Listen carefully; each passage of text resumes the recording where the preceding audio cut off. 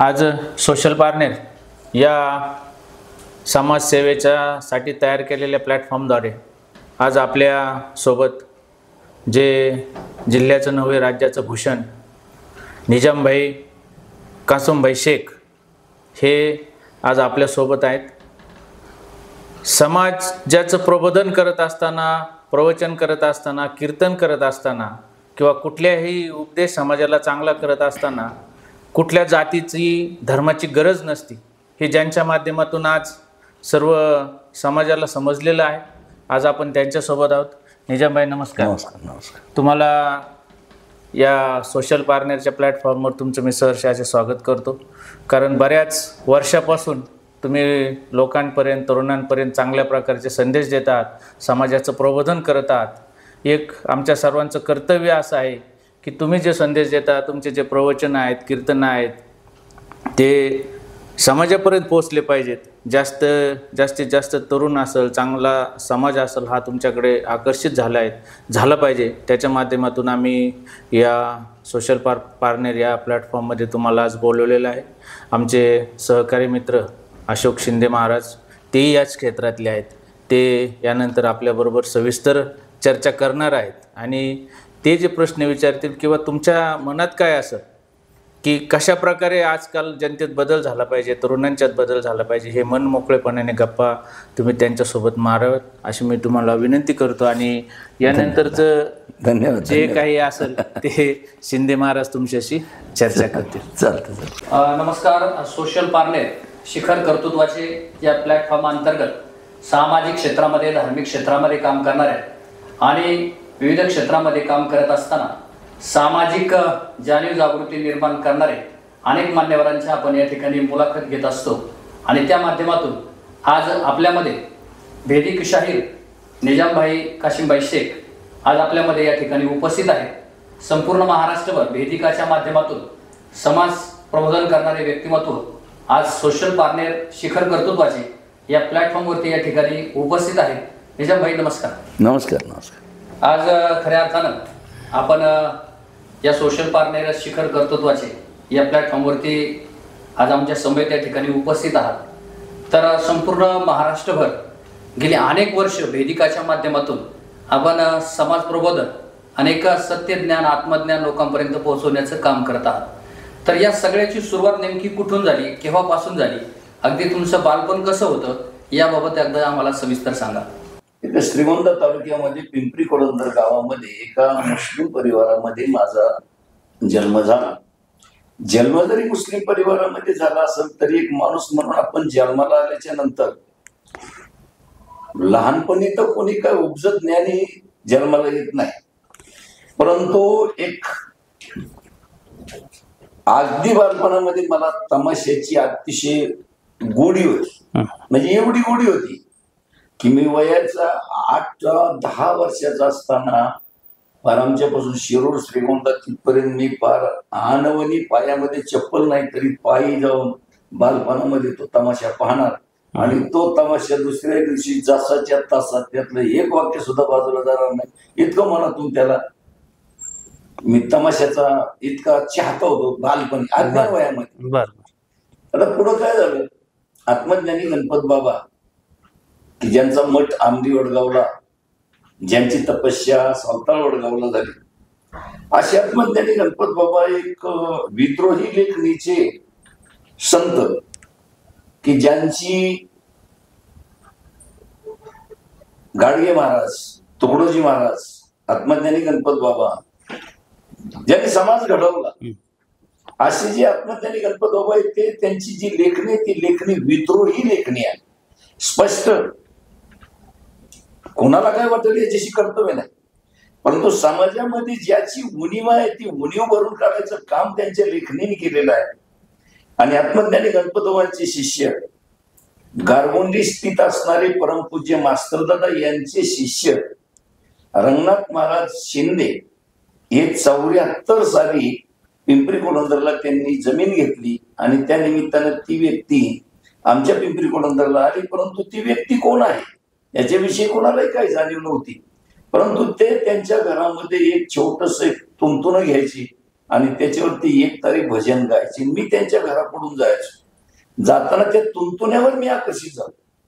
हे तुंतुन तमाशा कलेवर मला प्रेम होतं आणि त्यांच्या हातात ते तुंतुन असायचं. मी त्या तुंतुण्यावर आकर्षित झालो आणि मी तिथं जाऊ लागलो. 2 वर्ष गेलो. त्यांची मला जशी येईल तशी येईल बघ मी झिलवडीत राहिलो. परंतु माझा स्वभाव असा होता की मला बालपणामध्ये कोणी माझ्या बरोबरीचे कोणी मित्र नव्हते. माझी बैठक ही म्हाताऱ्या माणसांमध्ये असायची. हा माझा बालपणीचा स्वभाव. आणि मग 2 वर्ष ते अध्यात्म सखोल ज्ञान मला काही कळायला तयार नाही. मग एक दिवस त्यांना मी म्हणलो, बुवाजी म्हणलं मी काय उद्यापासून येणार नाही. हे कळाना वळाना नाकात गेले आपल्याकडे एक मुस्लिम कुटुंबातला पोर आणि एवढं अध्यात्म तत्वज्ञान आणि समाधी योगाची कविता मला काय समजणार. मी उद्यापासून येणार नाही. त्यांनी सांगितलं निजामबाई हे अतिशय सखोल आहे, तुम्हाला कसं सांगू. म्हणलं नका सांगू, मी येणार नाही. म्हणले आता तुम्ही तर खूप चांगले स्वभावाचा मुलगा आहे, पण आता काय सांगू. मग त्यांच्या समोर एक पारकपद पडलेलं होतं. आणि म्हणजे पडलेलं म्हणजे आमच्या वाचण्यासाठी खाली घेतलेलं होतं. आणि मी नेमकं योगायोगाने 2 वाक्य होते आणि ते वाक्य बोट ठेवलं. सांगायचा अर्थ काय. आता ते वाक्यच असं होतं की तो येडा पिंगला सुषुम्ना नाडीचा भेद करणारा. आता मला काय माहिती, मी नुसतं बोट ठेवलं त्याच्यावर. इतकं विशाल वाक्य असं मला कल्पना नाही. मला सांगायचं मला अर्थ. ते म्हणले आता कसं सांगू. म्हणलं कसं सांगू, का बरं लिहिलंय म्हणलं सांगितलंच पाहिजे. मग त्यांनी मला सांगितलं ही येडा आणि ही पिंगला. आता येडा पिंगला म्हणजे तर ती देहामध्ये आली. येडा नाडी, पिंगला नाडी, सुषुम्ना नाडी, चंद्रसोड, सूर्यसोड हा निराकारी भक्ती मार्गाचा तो एक अतिशय मूलभूत असणारा पाय आहे. आणि माझं बोट नेमकं त्याच्यावर गेलं. मग त्यांनी मला सांगितलं ही येडा ही पिंगला, पण हे पाहण्यासाठी तुम्हाला एकांतात जावं लागेल. म्हणलं एकांतात कुठं जायचं. म्हणजे कुठं तरी पण तुम्ही एकांतात जावं लागेल तेव्हा तुम्हाला हे कळलं. म्हणलं हे कसं काय समजायचं. मग त्यांनी मला सांगितलं ही अशा पद्धतीने जाऊन तुम्ही शारीरिक क्रिया करून पहा. मी जे उठलो, पायात चप्पल नाही, आणवानी हातात बॅटरी नाही, रस्ता नीट नाही, आमचे शेत होते ते पडीकच होतं, गावापासून 2 किलोमीटर लांब होतं. मी त्यांनी सांगितलं नाही एखादी जाऊन बघावं लागेल. मी उठलो असं त्या वड्यातून त्या गचपणातून आमच्या शेतात गेलो आणि रात्रीच्या 12-12:30च्या सुमाराला त्यांनी सांगितलं ते करून पाहण्याचा प्रयत्न करायला लागलो. एकटा जाऊन राहणार अंधाऱ्या रात्री. आणि योगायोगासाठी मला ते 10च मिनिटांमध्ये त्यांनी सांगितलेली फोन माझी मला पटली आणि मी माघारी फिरलो. आलो रात्री 1 वाजता त्यांचा दरवाजा वाजवला. म्हणले का हो. म्हणलं आता मी तुमच्यापासून जाणार नाही, आता मला पुढचं सांग. मला परिचय असा म्हणजे एक लाईट लागल्यासारखी झाली. आणि मी त्या व्यक्तीच्या समवेत गेली 5 वर्ष मी रात्री 9ला बसायचो आणि पहाटे 3ला उठायचो. 5 वर्ष अगदी त्यांचे धडेच घेत राहिलो. मग ते कृष्ण आणि मी अर्जुन झालो. आणि त्याच्यानंतर माझा मग अनुग्रह ठरला. त्यावेळेला माझं वय अनुग्रह झाला त्यावेळेला माझं वय 17-18 वर्षाचं असत. पण माझ्या वयाचे 13 वर्ष मला त्यांची संगत रंगणात मारलं. आणि मग डिस्कळ तुमच्याच गावचे आदरणीय वंदनीय बाजीराव दादा काकडे त्यांचे थोरले गुरुबंधू त्यांचा मला अनुग्रह झाला. आणि तो अनुग्रह मला 20/9/1984 रोजी वार गुरुवार या दिवशी मी त्यांचा अंकित झालो. आणि तिथून पुढं मग आंबली वडगाव, गारगोंडी, सावताळ वडगाव, पारनेरचे असणारे आत्मज्ञानी गणपतबाबांचे सुपुत्र ब्रह्मनिष्ठ हरिदास महाराजांचा पारकपद आरसा. आणि मग मी वयाच्या 12 वर्षापर्यंतच अरबी भाषेतलं कुराण माझं पूर्ण झालेलं होतं. कुराणाचे धडे मला मिळालेले होते, बालवयातच मिळालेले होते. पण त्या कुराणाचं असणारं जे निराकारी तत्व आहे ते निराकारी तत्वाशी आत्मज्ञानी गणपतबाबाच्या पारकपदाचं मिळतं जुळतं झालं. आणि ते मिळतं जुळतं झाल्याच्या नंतर पारकपदाचं असणार जे निराकारी तत्व आहे, निराकारी तत्व म्हणजे देह हे सगुण आहे आणि देहाचा चालवणारा धनी हा निर्गुण आहे. आजही ज्या ईश्वराशिवाय झाडाचं पानही हलत नाही त्याच्याशिवाय आपले डोळे पाहणार नाहीत, पण तो डोळ्याने दिसत नाही. त्याच्याशिवाय वाचे बोलत नाही, कान ऐकत नाही. म्हणजे चाले हे शरीर कोणाची असते आणि कोण बोलवितो हरी विना. तुझं आहे तुझं पाशी परी तू जागा चुकलशी. नाभी मृगाच्या कस्तुरी मृग हिंडे वनांतरी. जसा कस्तुरी मृगाच्या बिंबीत आहे, कस्तुरीचा सुगंध येतोय, पण हा सुगंध कुठून येतोय हा शोध घेण्यासाठी ते मृग सैरावैरा जंगल धुंडतय, पण मात्र कस्तुरी त्याच्याच नाभीमध्ये आहे. तसा देव शोधण्यासाठी दुसरीकडे कुठेही जाण्याची गरज नाही. ठाईच बैसोनी करा एक चित्त आवडी अनंत आळवावे. जसं जग तुकोबांनी सांगितलं, माणसा तुला इकडं तिकडं फिरण्याची गरज नाही, फिरू नको, काही करू नको, कुठलंही कर्मकांड करू नको. त्या देवाला उदबत्तीची गरज नाही, फुलाची गरज नाही, कापराची गरज नाही, त्याला देवाऱ्याची गरज नाही. तुझ्या शरीरावर विशिष्ट वेगळ्या पद्धतीचे कुठल्याही काही बाह्य रंगाचं सोंग काहीच करू नको. तुकाराम महाराज स्पष्टमध्ये सांगतात, अंतरी निर्मळ वाचेचा रसाळ त्याच्या गळामाळ असो नसो, असो नसो, असलीच पाहिजे आणि नसली तरी चालन. फक्त मानवी जीवनाचं जे तत्व आहे ते तत्व माणूस म्हणून तू जन्माला आलास तर खऱ्या अर्थानं तुझं जीवन हे शाकाहारी जीवन तू जगला पाहिजे. कारण मानवी आहार हा शाकाहारी आहे, मांसाहार करणं हा मानवी आहार नाही. आणि धर्मग्रंथ पुराणामध्ये कुठेही सांगितलेलं नाही तू मांसाहार कर, हे सांगितलेलंच नाही, अजिबात नाही. मानवता हाच धर्म आहे, न्यायनीती हाच धर्म आहे. जगात धर्म किती असतील, पंथ किती असतील, परंतु त्यांचं मूळ जे अधिष्ठान आहे ते अधिष्ठान मात्र निराकारीश आहे. आणि ती मानवता म्हणून आपण स्वीकारणं हे आपलं कर्तव्य आहे. अशा पद्धतीनं माझी पुढं गळण होत गेली आणि मला आत्मज्ञानी गणपत बाबांचं हे तत्वज्ञान, त्याचबरोबर माऊली ज्ञानराजांची ज्ञानेश्वरी, तुकाराम महाराजांचा गाथा, नाथबाबांचा भागवत, शेख महम्मदांचा योग संग्राम या ग्रंथांचा आणि कबीर बाबांच्या दोह्याचा माझ्या जीवनामध्ये परिणाम झाला आणि मी माझी जीवनशैली पूर्ण बदलून टाकून एक समाजाच्या सेवेसाठी मी स्वतःला झोकून दिलं.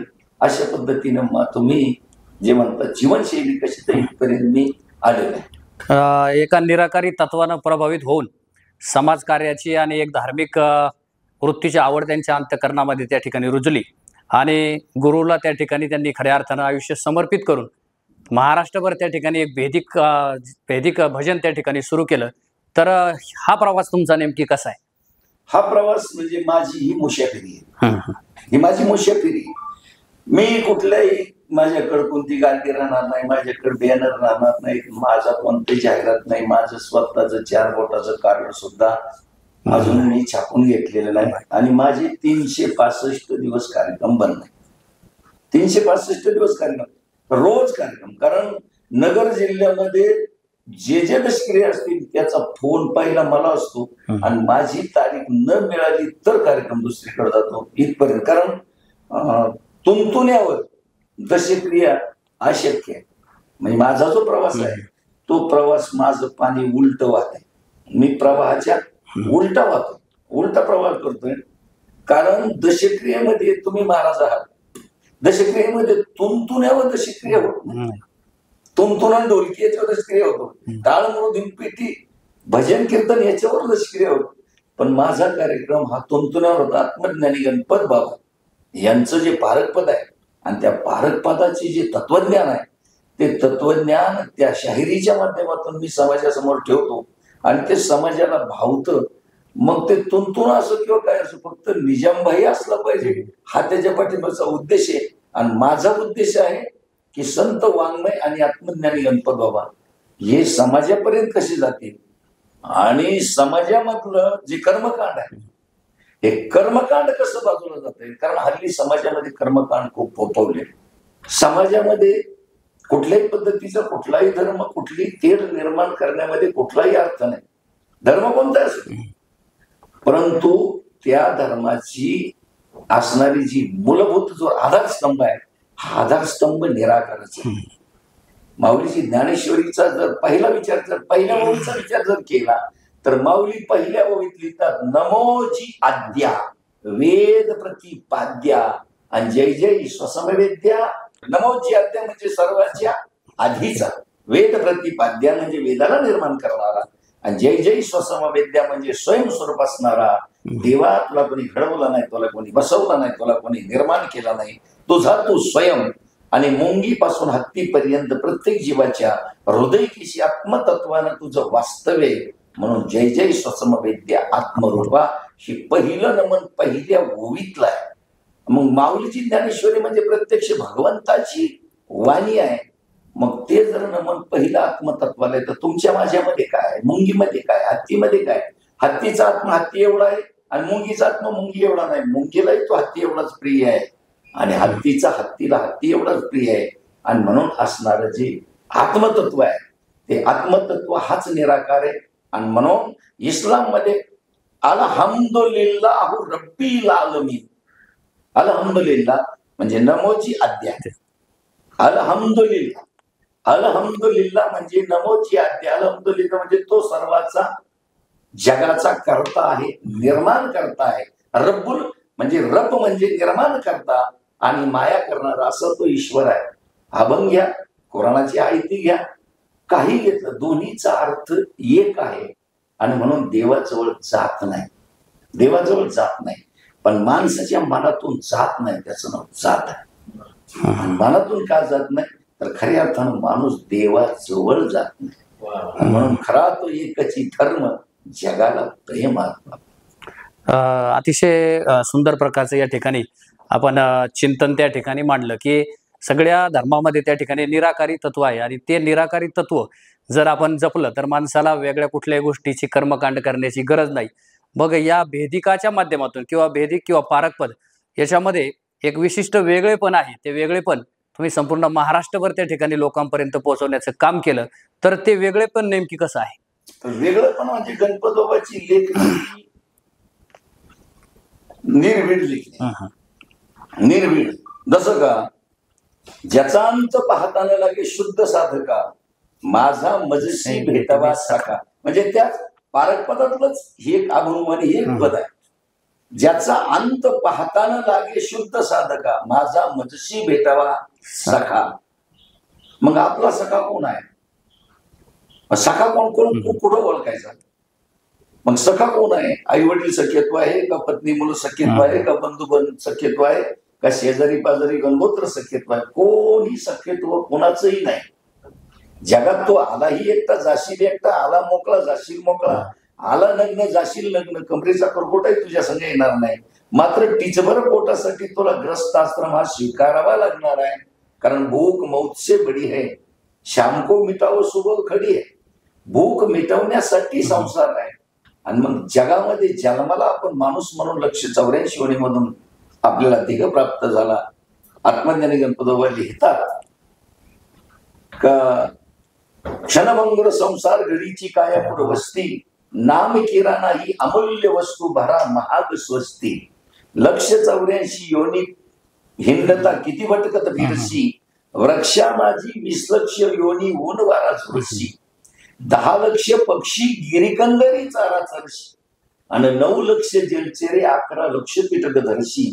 30 लक्ष आजचे स्थळी 4 लक्ष मानव असते. नाम किराणा ही अमूल्य वस्तू बरा महाग स्वस्ती. महाग स्वस्ती म्हणजे ती जी मंदी नाही. महाग स्वस्ती म्हणजे सुखात असाल तरी घ्या आणि दुःखात असाल तरी घ्या.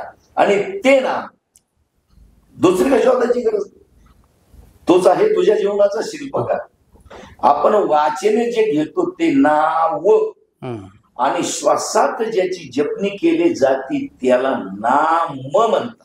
हरी नाव सप्ता नाही, हरी नाम सप्ता आहे. म्हणून अहम ब्रह्मास्मी, ते ब्रह्म तूच आहेस. आणि म्हणजे तो सखा वेगळा दुसरी तिसरीकडे कोण नसून आता हृदय आपले चौफाडुनी भले वर बैसवणी पाऊले सद्गुरूंची. अनन्य भावे संताला शरण जा, सद्गुरूला शरण जा. आणि तुझे हृदयस्थानी त्या संतांचं अधिष्ठान आणि तुझं असणारं जे आत्मतत्व आहे, या आत्मतत्वाशी ओळख जे करून देतात त्यांना सद्गुरू म्हणतात. कारण आमचे बबनदादा आत्मज्ञानी गणपतोबांची पंथू आहे आणि ते कायम सांगतात सद्गुरू व्यक्तिमत्व नको जाणू, सद्गुरू तत्वाशी निगडीत राहा. आणि म्हणून माऊलीच्या 15व्या अध्यायातील ही पहिली ओवी आहे. आणि म्हणून तैसा हृदयात असता मी रामू, सर्व सुखाचा आरामू, का भ्रांतशी कामू विषयावरी. 9व्या अध्यायातील 57 नंबरच्या ओवी हे ओवी माऊली लिहितात. सावताबाबांनी ज्या पद्धतीने सांगितलं तसं कर्म कर आणि सत्कर्म हाच प्रापंचिकाचा खरा परमार्थ आहे. सत्कर्म तुझी गरिबी श्रीमंती जशी असेल तशी असू दे, जशी असेल तशी असू दे, चटणी मिरची भाजी भाकर प्रेमाची मान, कर्म चांगलं कर आणि भगवंत ठेवील तसा. म्हणून तो जगद्गुरु तुकाराम महाराज लिहितात, हेची थोर भक्ती आवडते देवा संकल्पावी माया संसाराची, ठेविल्यानंतर तशीच राहावी चित्ती असू द्यावे समाधान, वाऊगा उद्वेग दुःखची केवळ आणि भोगणे ते फळ संचिताचे, तो का म्हणे घालू तयावरी भार आणि वाहू हा संसार देवा पाय. हा भक्ती मार्ग खऱ्या अर्थानं आपल्या जवळचा आहे. त्यासाठी कर्मकांड काय करू नको. नक्कीच खर तर भेदिक आणि पारकपद तसं पाहिलं तर सामान्य लोकांना समजायला थोडंसं कठीण आहे आणि ते कठीण सोपं करण्याचं काम गेल्या अनेक वर्षापासून तुम्ही ते केलेलं आहे. तर अगदी कोणकोणत्या ठिकाणी तुम्ही ते कार्यक्रम त्या ठिकाणी सादर केले, किंबहुना असं कोणत्या ठिकाणी जाऊन तुम्ही त्या ठिकाणी प्रबोधन केलं? महाराष्ट्रभर तर केलंच, परंतु दूरचित्रवाणी किंवा दूरदर्शन याच्यावरती केलं, तो प्रवास सांग. आता सादर करताना पहिल्यांदा मला स्टेज प्राप्त व्हायला कठीण झालं.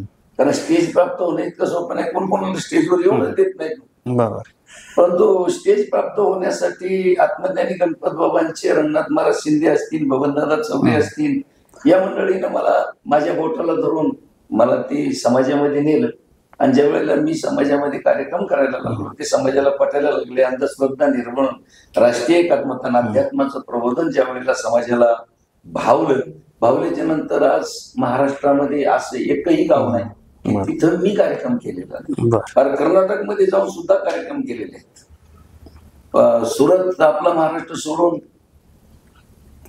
गुजरातमध्ये, सुरतमध्ये सुद्धा मी कार्यक्रम केले. मुंबई इलाक्यामध्ये कोल्हापूरला आमचं शिष्यमंडळच आहे. कोल्हापूरला बबनदादाच्या संघ आम्हाला महिन्यातून 2 तरी चक्रा तिकडं मारावंच लागतं. मात्र तो कार्यक्रम करीत असताना आम्ही कुठल्याही पद्धतीच्या आर्थिक अपेक्षा कधीच केली नाही. आर्थिक अपेक्षा कधीच नाही केली. आणि जे मिळालं त्याचाही वापर आपल्या घर प्रपंचासाठी केला नाही.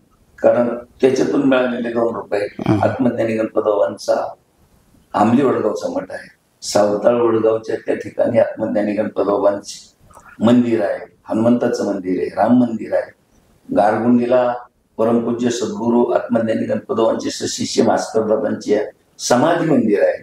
पारणेला ब्रह्मनिष्ठ हरिबाबांचा एक मठ आहे.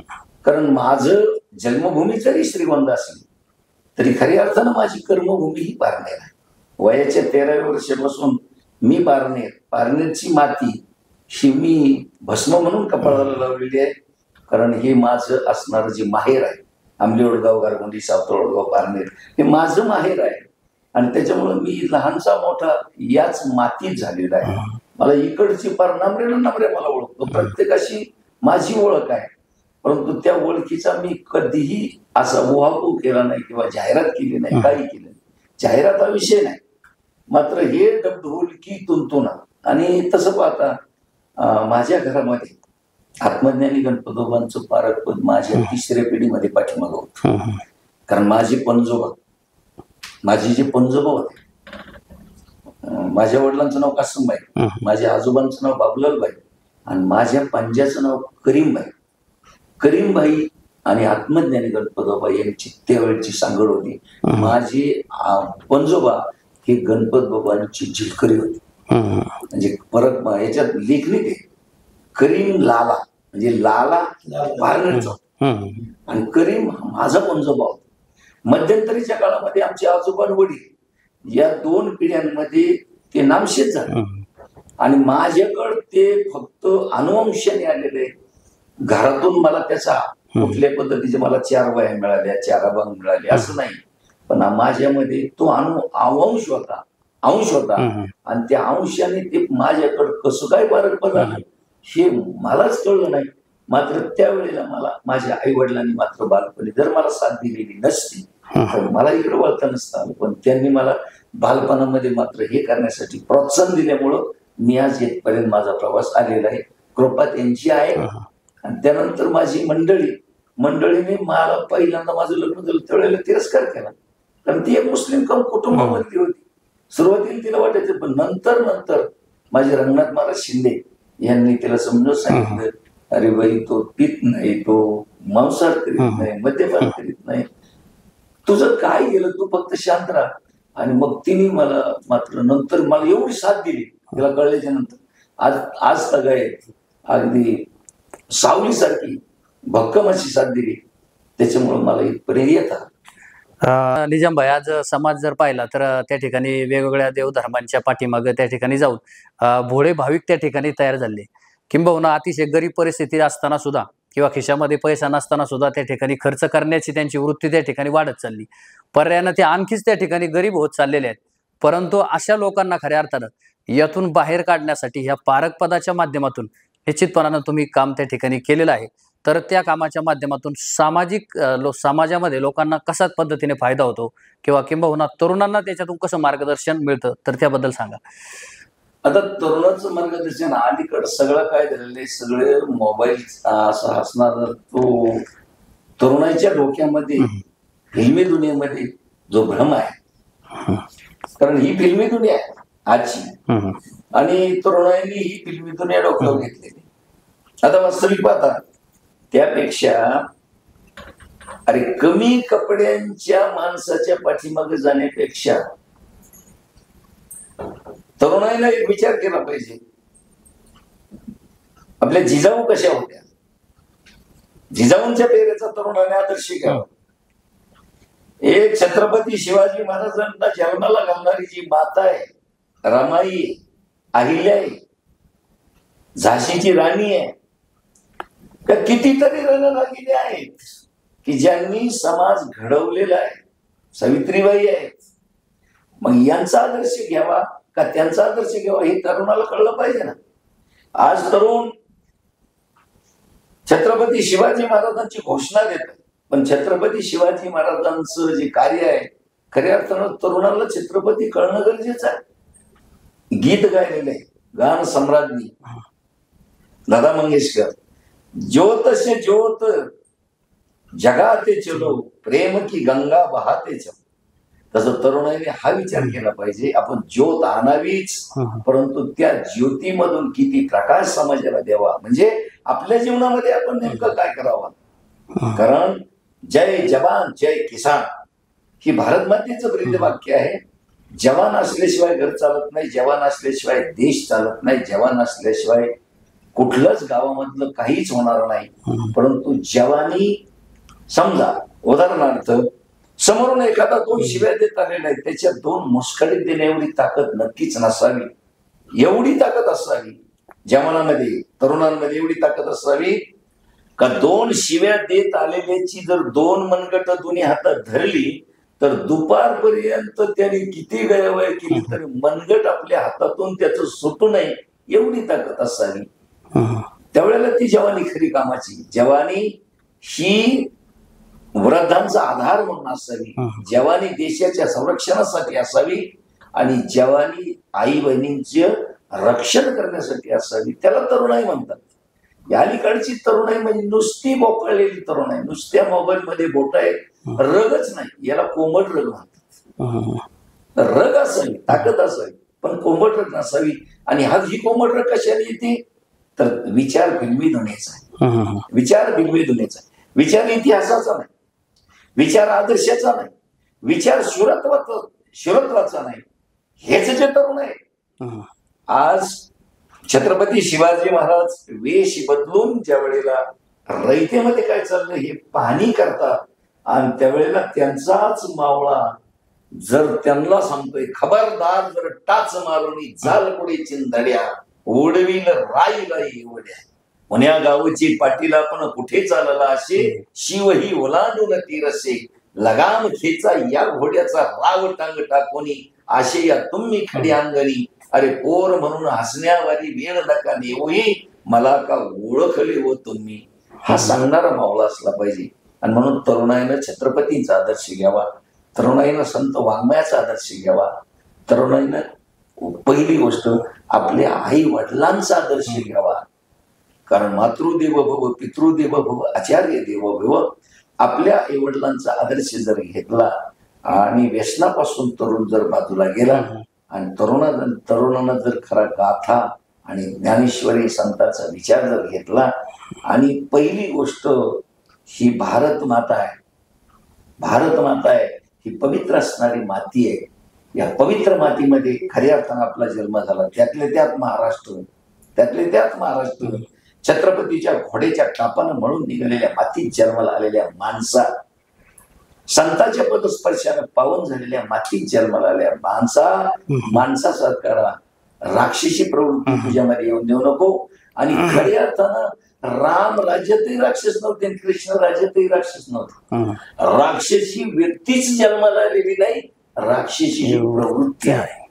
आणि ती प्रवृत्ती आपल्यामधून जर घालवायची असेल तर त्यासाठी संतांचा विचार महत्वाचा आहे, शिवरायांचा आदर्श महत्वाचा आहे. आणि हा आदर्श तरुणाईने घ्यावा. मग मात्र या छत्रपतींचं हे स्वराज्य आणि रामराज्य व्हायला वेळ लागणार नाही. पण हा कलियुग आहे, आपण काय करणार त्याच्या पुढे हा प्रश्न आहे. नक्कीच आपल्या शाहिरीच्या माध्यमातून समाज प्रबोधन, युवकांचं प्रबोधन, त्याचप्रमाणे व्यसनमुक्ती, त्याचप्रमाणे राष्ट्रीय एकात्मता, अशा वेगवेगळ्या प्रकारावरती आपल्या शाहिरीच्या माध्यमातून ज्यांनी कार्यक्रम त्या ठिकाणी केले. आणि खऱ्या अर्थाने ही काळाची गरज आहे की माणसांना फक्त देवभोळेपणे बनवण्यापेक्षा त्यांना माणूस म्हणून उभं करण्याचं काम आपल्या शाहिरीच्या माध्यमातून त्या ठिकाणी होतंय. खरं तर महाराष्ट्राला शाहिरीची परंपरा आहे, पण आता हल्ली ती थोडी थोडी कमी होत चाललेली आहे. पण तुम्ही आजच्या काळामध्ये सुद्धा ती जिवंत ठेवली, हे खऱ्या अर्थानं विशेष महत्वाचं आहे. पहाडी आवाज, डफावरती थाप, आणि त्याच्याबरोबर त्या ठिकाणी पारकपदाच्या माध्यमातून हा असणारा पारकपद महाराष्ट्रापर्यंत पोहोचवण्याचं काम तुम्ही त्या ठिकाणी करत आहात. हे खऱ्या अर्थाने एक मोठं भूषणाचं काम आहे. तर अजून एक महत्वाचं म्हणजे असं म्हणतात की ज्या ठिकाणी सरस्वती असते त्या ठिकाणी लक्ष्मी राहत नाही, किंवा सरस्वती लक्ष्मी असेल तर तिथे सरस्वती राहत नाही. महाराष्ट्रामध्ये आपल्या नगर जिल्ह्यामध्ये अनेक असे कलाकार आहेत. त्या कलाकारांना सुद्धा त्या ठिकाणी योग्य वय झाल्यानंतर मानधन देण्याचं काम सुद्धा त्या ठिकाणी महाराष्ट्र शासनाच्या माध्यमातून होतं.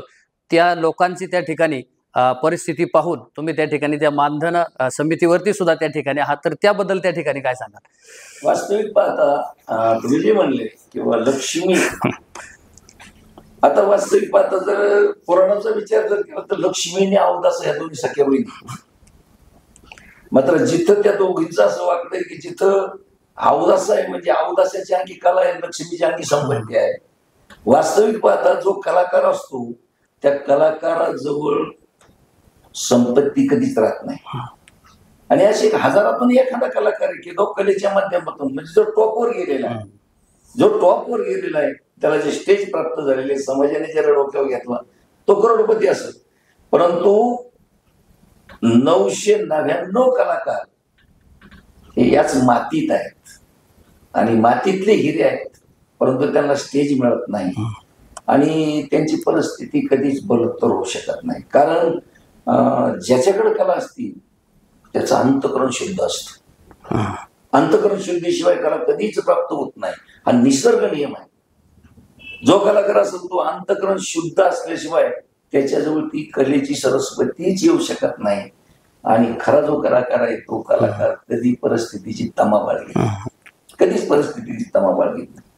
तो अगदी स्वतःचा प्रपंच अगदी म्हणजे फार स्वतःचा जीव असा काट्यावर टाकून ओढला जातो, पण तो कधी परिस्थितीचा विचार करणार नाही. त्याची लेकरं बाळ असतील. फक्त एकच आहे का जे आत्मिक समाधान त्याच्याकडे आहे ते आत्मिक समाधान मात्र टाटा बिर्लाकडे सुद्धा मिळणार नाही.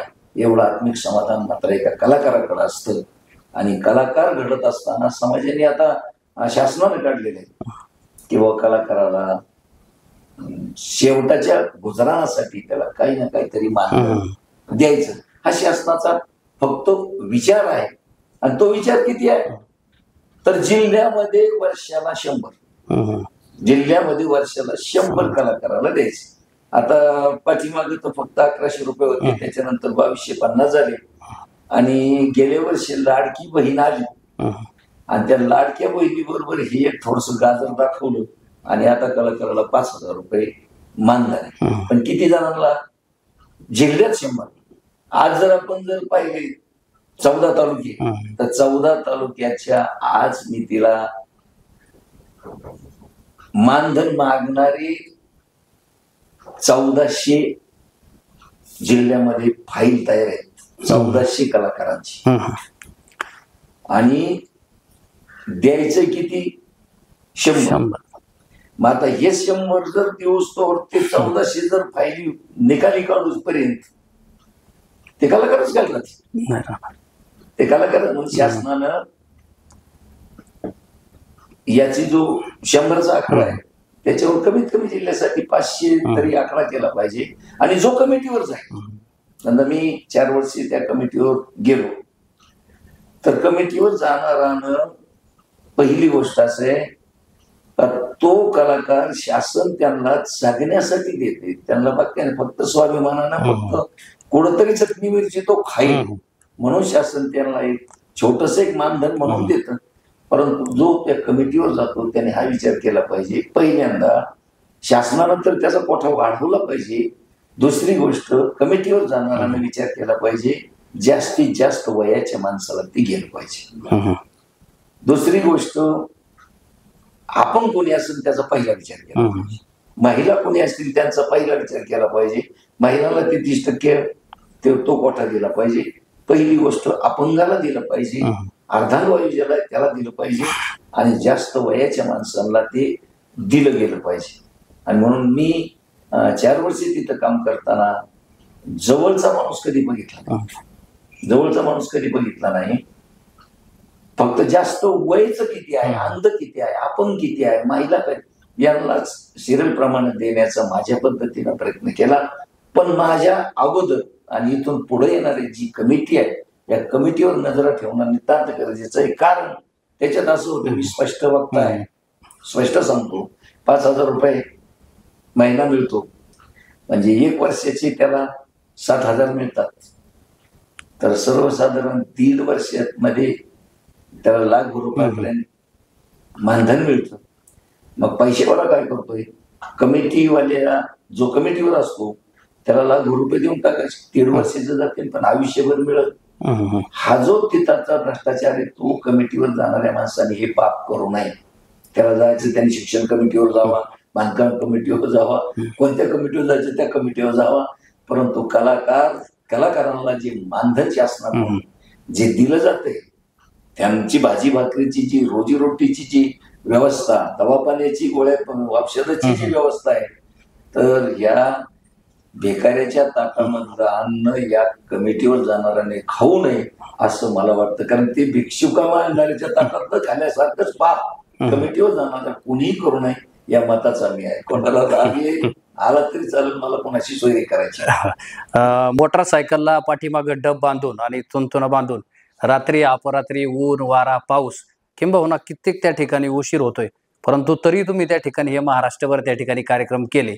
त्यातून मिळणाऱ्या समाधानाच्या बाबतीत सांगा की तुम्हाला किती समाधान त्या ठिकाणी प्राप्त झालं आणि भविष्यामध्ये अजून तुम्हाला समाजासाठी काय करायचंय याबद्दल थोडंसं सांगा. मला वास्तविक पाहता माझा मुलगा म्हणतो तुम्ही 4 व्हीलर वापरा, परंतु मी कमीत कमी 100 किलोमीटर पर्यंत तरी 4 व्हीलर वापरत नाही. त्याचे पाठीमागचं कारण असं आहे, 4 व्हीलरनी जर आपण एखाद्याच्या कार्यक्रमात गेलो तर 4,000 रुपये पाकिट, त्याच्याकडून जास्त घेणे भागच आहे. आणि आपण तर कोणाला किती पैसे देता, मी माझ्या आयुष्यात म्हणलो तो मला काय देतो हे घेतलं नाही, जे दिलं ते घेतलं. माझ्या संग 4 माणसं आहेत ना परत, कारण जी आयुष्यभर माझ्या संग आहे, मग त्यांना मी कमीत कमी रोजंदारी तरी देऊ शकतो ना. त्यांच्या गाडीचं पेट्रोल त्यांना रोजंदारी तर गेली पाहिजे. आणि म्हणून समोरच्याकडून जे मिळत त्यातून मी पहिली गोष्ट ही माझ्या संग येणारी माणसं, ही माणसं मी सांभाळतो. 4 माणसं माझ्या संग पारंपरातल्या कोणती ना कोणती तरी पारंपरातली मंडळी आहे. मग त्यांना रोज मिळालं पाहिजे, त्यांना येणे जाणं त्यांचं निघालं पाहिजे. आणि मग हे मला त्यातलं आत्मिक समाधान एकच आहे की मी समोरच्याला आर्थिक ताण देत नाही. ही माझी जमेची बाजू आहे. समोरच्याला आर्थिक ताण देत नाही, त्याच्याशी सौदा कधी करीत नाही.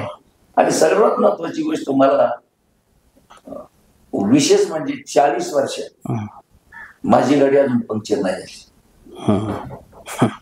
आता काय म्हणते पंक्चर नाही झाली म्हणजे 40 वर्ष टायर चालला का? माझी गाडी कार्यक्रमाच्या वाटेवर अजून पंक्चर झालेली नाही म्हणजे नाहीच. घरी गेले आवाज जायचं. पण काय कारण ते हे माझ्या गणपत बाबांचं, माझ्या संत वाङ्मयाची असणारी ही खऱ्या अर्थानं त्यांची कृपा आहे. आणि एक आत्मिक समाधान दुसरं असं आहे की मला एकदा असाच कार्यक्रमाला गेलो, पहाटे रात्रीचे 2 वाजले, मला कधी कळत नाही बा या पारनेर तालुक्यामध्ये, जुन्नर तालुक्यामध्ये, आंबेगाव तालुक्यामध्ये कोणत्या रस्त्यावर मी किती वाजता गेलो नाही असा एकही रस्ता नाही. पण मला एकदा पानोलीच्या घाटात, एकदा चिंचोलीच्या घाटात आणि एकदा खडकवाडीच्या निर्जन असणाऱ्या 3 ठिकाणी रात्रीच्या 1:30-2 वाजता मला चोरांनी आणलं. पण 3 ठिकाणचा अनुभव असा आहे का समोर पाहिलं आता 100-150 फुटावर 200 फुटावर कोणतरी रस्त्यावर आहे. मग माझा एक स्वभाव आहे, ते जवळ येण्याच्या आधीच फक्त शाहीर निजामबाई कार्यक्रमाला गेलो होतो, आता घरी जाऊ. आत्मिक समाधान एवढं आहे की ते नाव सांगायला ओळख द्यायला येत नाही, पण हात जोडतात आणि बाजूला निघून जातात आणि मी निघून जातो. हात जोडून ते बाजूला निघून जातात आणि मी सरळ निघून जातो. 3 वेळचा सारखाच अनुभव. फक्त लांबून सांगायचं, द्यायचं नाही. मी निजामबाई कार्यक्रमाला गेलो होतो.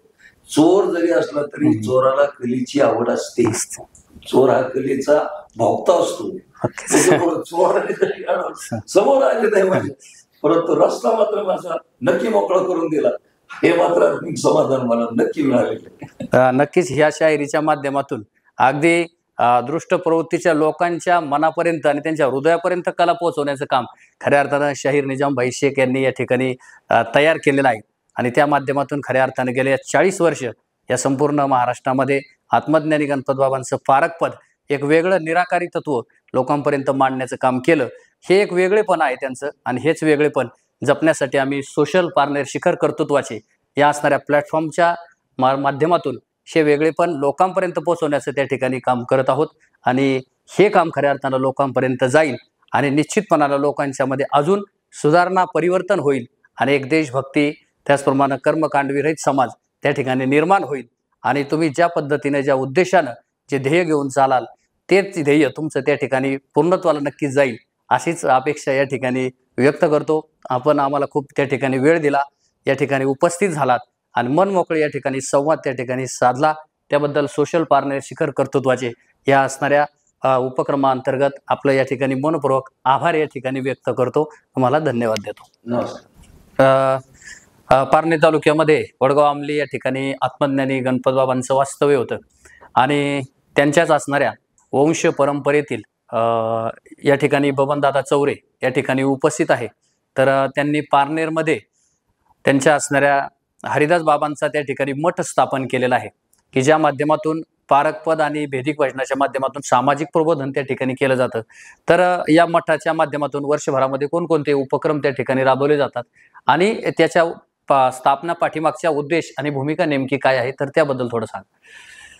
मी बबन किसन चौरे, आत्मज्ञानी गणपत बाबा यांचा जन्म साधारण 1937 सालच्या चैत्र वद्य एकादशीला त्यांचा जन्म झाला. आणि कुटुंब एकदम गरीब, आई वडील कष्टकरी, जमीन भरपूर होती, परंतु त्या जमिनीमध्ये काही पिकत नसायचं. त्यामुळं गणपत बाबांच्या वडिलांनी बाबांना उदरनिर्वाहाचं साधन म्हणून वडगाव सावताळ या ठिकाणी त्यांचा आजोळ मामाचं गाव, मामाच्या गावामध्ये त्यांना त्या ठिकाणी ठेवलं. कारण ज्यावेळी पारनेरच्या मठाबद्दल मला बोलायचंय, सांगायचंय, त्यावेळी त्यासाठी पूर्वपीठिका सांगणं गरजेचं आहे. मामाच्या गावाला गुरं राखण्याचं काम, गावची गुरं गोळा करायची आणि वडगाव सावताळच्या अरण्यामध्ये ते जनावर चारण्यासाठी घेऊन जायचे. त्या ठिकाणी गुरं चारता चारता बाबांना काही सिद्धी प्राप्त झाल्या. त्या ठिकाणी सावताळ महाराजांच्या समाधीजवळ त्यांना काही भक्ती मार्गाची साधारणपणे शोध लागला आणि नंतर त्या ठिकाणी सद्गुरू जंगलीदास महाराजांचे सत्शिष्य असणारे तात महाराजांचा त्या ठिकाणी त्यांना संपर्क आला. आणि जे काही निराकारी आत्मतत्व कसं असतंय, निराकार म्हणजे नेमकं काय, याची प्राप्ती बाबांना त्या ठिकाणी त्या मंदिरात त्या सावताळ बाबांच्या समाधीजवळ झाली. आणि त्यानंतर बाबांचं प्रसिद्धी वाढत वाढत जाऊन मोठा शिष्य संप्रदाय तयार झाला. नंतर बाबा मुंबई इलाक्यामध्ये गेले मुंबई इलाक्यामध्ये गेल्यानंतर डिलाईन रोड या परिसरामध्ये बाबांचं वास्तव्य राहिलं आणि त्या वास्तव्य राहिल्यानंतर त्या ठिकाणी कोल्हापूरकडचे मिल कामगार आणि बाबांचं एक अतूट नातं त्या ठिकाणी निर्माण झालं आणि त्या ठिकाणी इंग्रजी सत्ता असताना, इंग्रजांचा अंमल असताना बाबांचा श्री सत्य अविनाश पारपत समाज नावाचा एक समाज त्या ठिकाणी ट्रस्ट झालेला आहे त्या काळात.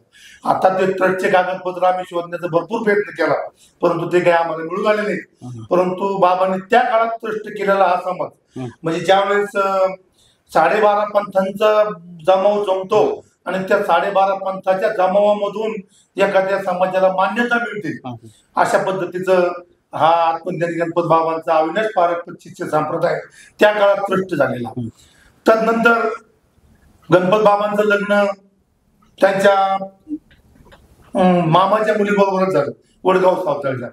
ते रांधवानांची मुलगी आणि ती रांधवानांची मुलगी बाबांची पत्नी बनली आणि त्या पत्नीपासून बाबांना ब्रह्मनिष्ठ हरिदास महाराज एक पुत्ररत्न त्या ठिकाणी प्राप्त झालं. परंतु हरिदास बाबा वयाचे 4 वर्षाचे असताना बाबांची पहिली पत्नी जिचं नाव कृष्णाबाई ती वारली आणि वारल्यानंतर हरिदास बाबा पोरके झाले. गणपत बाबा आणि हरिदास बाबा पुन्हा वडगाव आंबली या ठिकाणी आले आणि त्या ठिकाणी येऊन पुन्हा आपली जमीन ते थोडीशी असणारी कसायला लागली. ती जमीनही नंतर जखणगावच्या मुस्लिम समाजाच्या माणसांकडे ती गहाणवत ठेवली आणि गहाण ठेवून तोपर्यंत गणपत बाबांचं चारित्र्य वाढत चाललं होतं, अध्यात्मावरचा पगडा वाढत चालला होता. गणपत बाबांना संसारामध्ये रस राहिला नाही आणि मग हरिदास बाबांना त्या ठिकाणी व्हॉलंटरी शिक्षक बनवून 7वी पर्यंत शिक्षण झालं. व्हॉलंटरी शिक्षक त्यांना बनवलं आणि गणपत बाबांनी वडगाव अंमली सोडलं. तदनंतर वडगाव अंमली मधून बाबा कोल्हापूर पट्ट्याकडे त्या ठिकाणी शिक्षक संप्रदायाची मोठी उभारणी केली आणि हरिदास महाराजांनी व्हॉलंटरी शिक्षण चालवत असताना आमच्या पारनेर मधीलच व्यावहारिक कुटुंबाची आमची आजी तिच्याबरोबर विवाह केला आणि हरिदास बाबा संसाराला लागले. परंतु संसारामध्ये त्यांचंही मन रमत नसायचं. एक दिवशी विनाकारण काहीतरी एक निमित्त म्हणून सासूरवाडीमध्ये काहीतरी चोरी केली, छोटीशी चोरी केली 2 आणि 4 आणि मेवण्यानं पावा अशा पद्धतीने ती चोरी केली आणि ती मेवण्यानं ती चोरी करताना पाहिलं आणि हरिदास बाबाला बैरागीस तू बैराग्याच पोरग तुझी खानदानच गोसाव्याची तुझी खानदानच व्हायला गेली अशा पद्धतीची दूषण दिल्यामुळं हरिदास बाबांनी प्रपंचाला त्या ठिकाणी सोडण्याचा एक चंग बांधला.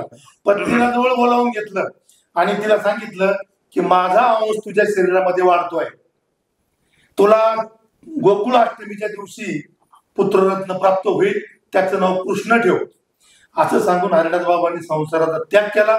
आणि त्यानंतर हरिदास महाराज 15 वर्षे कोणालाही दृष्टिक्षेपात आलेले नाहीत.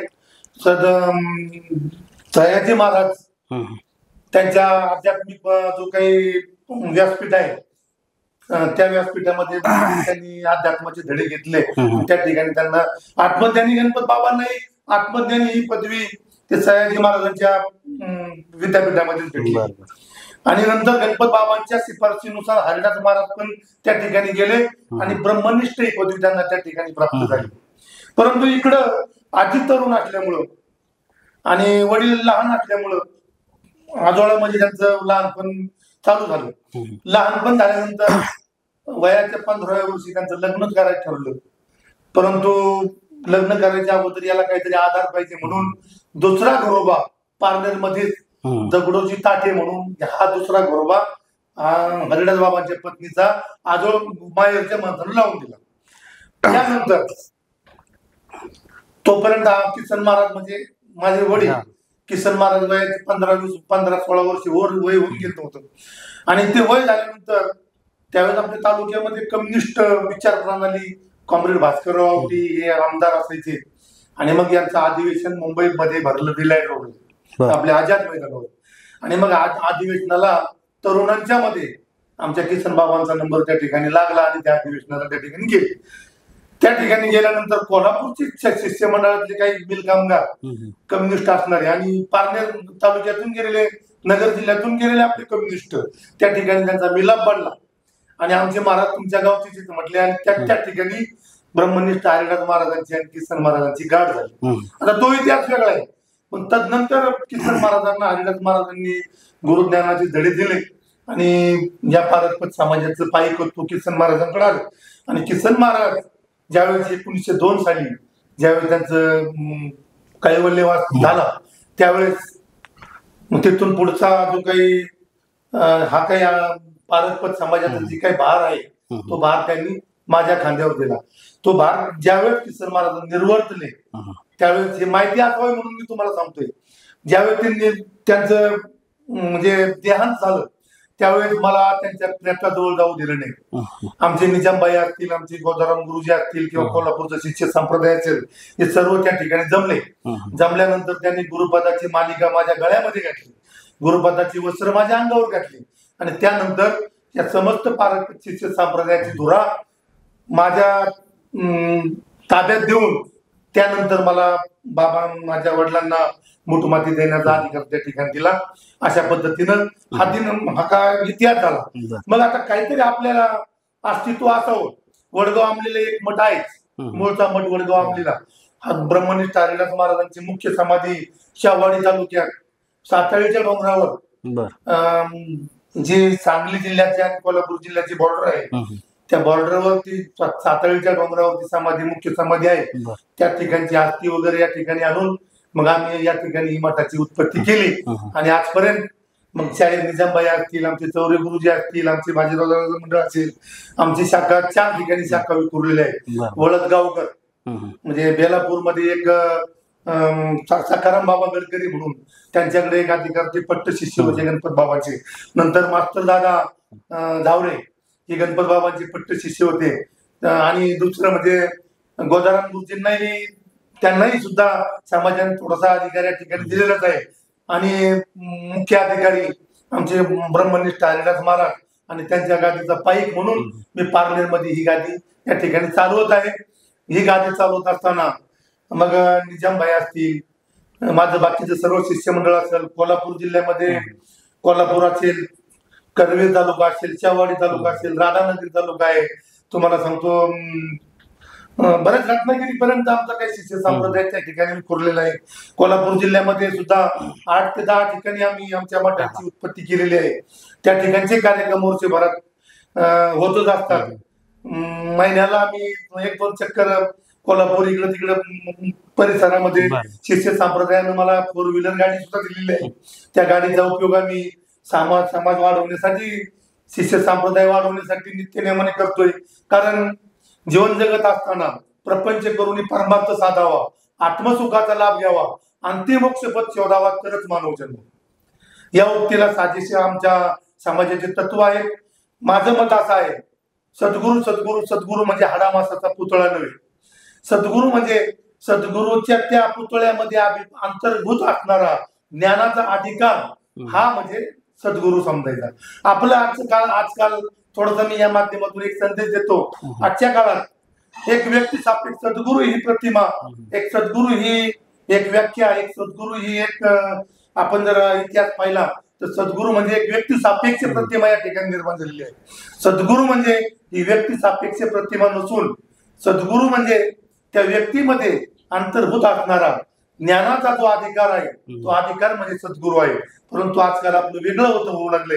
आपल्या या सवंगन लोकप्रियतेच्या हव्यासापायी आपण आजकाल काय करतो, कुठल्या तरी एखाद्या व्यक्तीची पूजा करतो, त्याचे पाय पितो, त्याचे पाणी धुतलेलं पायाचं पाणी पितो. माझं समाज चालवत असताना माझ्या समस्त शिष्य संप्रदायाला हे एकच आव्हान आहे की पूजा माझी करू नका.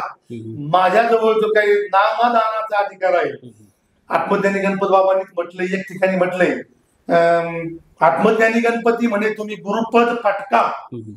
ज्यावेळेस शिष्य समग्र कधी होईल, शिष्य पदाला कधी पोहोचतो की ज्यावेळेस तो शिष्य त्या सद्गुरु पदाच्या पात्रतेचा होतो त्यावेळेस तो खऱ्या अर्थाने सत्शिष्य झालेला असतो. मी माझा समाज चोरत असताना कुठल्याही अंधश्रद्धेला या ठिकाणी खतपाणी घालत नाही.